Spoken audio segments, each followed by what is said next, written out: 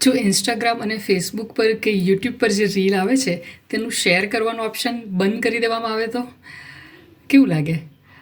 મને નથી ખબર તમે શું વિચારો છો, પણ મને એક બહુ જ મોટો ફાયદો દેખાય છે.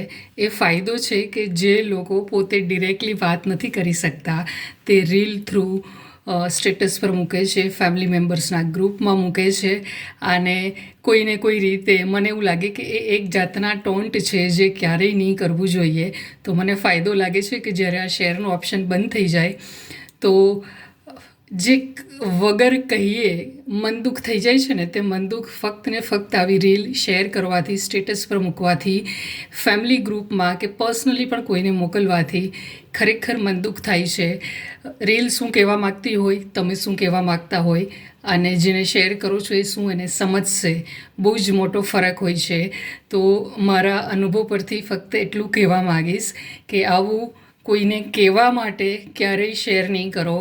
જે માણસ પોતાની અંદર બદલાવ લાવવા માગે છે ને, તે એ રીલ જ્યારે જાતે જુએ તો એ પોતે એનો અનુભવ કરશે, એને અપ્લાય કરશે, અને યોગ્ય લાગશે તો 100% કરશે. પણ તમે જો એમને શેર કરશો તો એ અપ્લાય કરશે કે નહીં ખબર નથી, પણ એને ખરાબ લાગશે અને રિલેશનમાં ગાંઠો વધારે બંધાશે. તો શેર કરો, પણ એવા લોકોને જે તમારી સાથે છે, જે તમારા એવા સર્કલમાં છે જેમને આવા શેરિંગ ગમે છે અને જેમને પોતાના પર અપ્લાય કરવાનું ગમે છે. જેમાં તમે ઈચ્છો છો કે આ માણસે અપ્લાય કરવું જોઈએ અને એમના માટે થઈને તમે એમને શેર કરો તો એ ક્યારેય રિઝલ્ટ નહીં આપે. અને એની સાથે સાથે જ્યારે સ્ટેટસ પર કે કોઈકને સંભળાવવા માટે ફેમિલી ગ્રુપમાં મૂકશો તો ડેફિનેટલી ગાંઠ વધશે, અને એક જણ મૂકશે એટલે પછી બીજું મૂકશે. તેનો કોઈ જ મતલબ નથી. તો મારી રિક્વેસ્ટ છે કે આવું શેરિંગ પ્લીઝ બંધ કરી દેજો.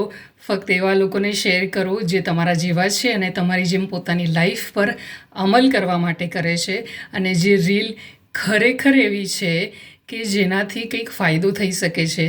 દરેક રીલને શેર કરવી પણ જરૂરી નથી, ઇવન મારી આ રીલ પણ.